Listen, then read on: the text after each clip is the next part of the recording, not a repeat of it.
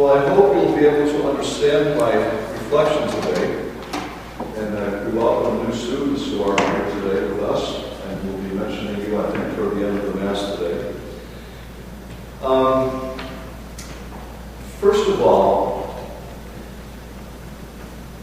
I would like to have you think about the fact that God knows what we do, and God knows what we think, even though we don't realize it. God knows what we do. God knows what we think.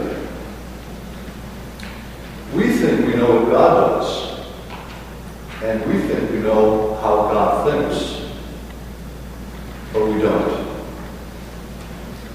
I always say, beware of a person who says they know God very well, because that's the first clue that they don't.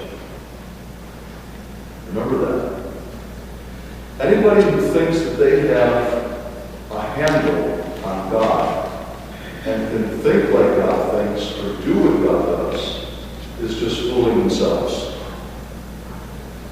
So that would be my first thought for today. The second thought has to do with the second reading today on discipline, where it talks about a father disciplining his son, so that the son can grow and know what to do and how to be, how to think, how to act.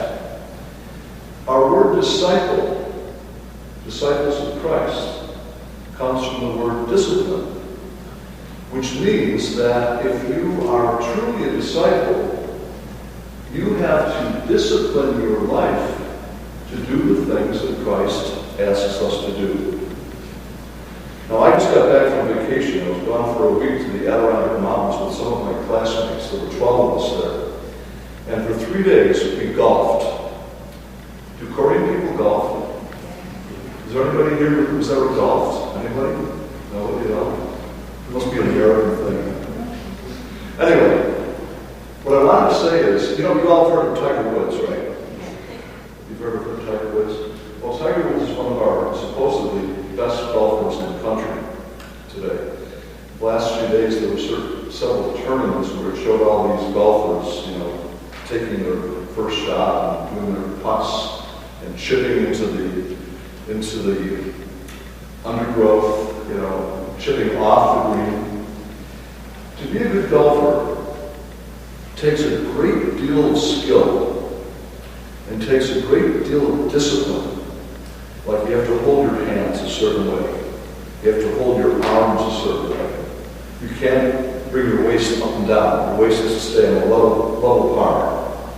And if you keep all those things in mind and you have a nice, smooth, easy swing, and you discipline yourself to do it the same way every time, when you hit the ball takes off, and you get a good shot. But that takes discipline. Just like being a follower of Jesus takes discipline. Those of you who are students, you will never study unless you have discipline. You have to know how to study, what to study, where to study, when to study, and there's probably a few other things too. But studying takes discipline. You cannot grow in knowledge unless you have discipline in your life. The same thing holds true for one who's a disciple of Jesus. Are you with me so far? Understanding me? Okay. Then, in the Gospel today from Luke, the question comes, will everyone be saved?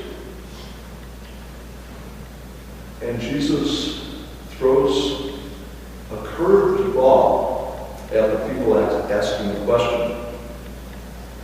Only certain people will be saved.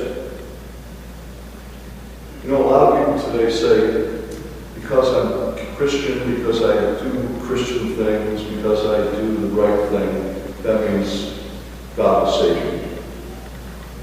Who am I to say that I was saved? It's God who does the saving, not me. So that's why Jesus will say in the Gospel today, I do not know where you are from. You say you know me.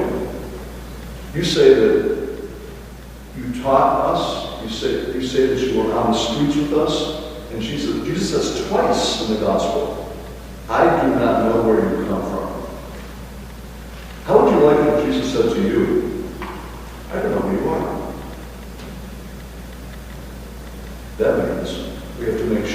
stay in tune with good discipline in our lives with Christ. And then, Jesus throws another curveball at the end of the gospel today. Some of the last will be first, and some of the first will be last. Notice it doesn't say the first will be last and the last will be first. Some of the first will be last, and some of the last will be first.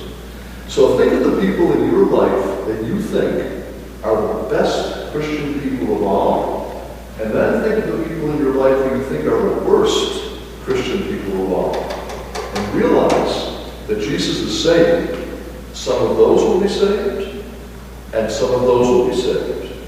Some of the last, and some of the first. So I find these readings today to be very challenging readings.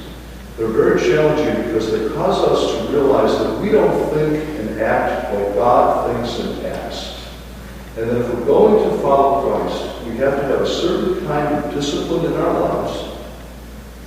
And in the end, it is God who does the saving, not us.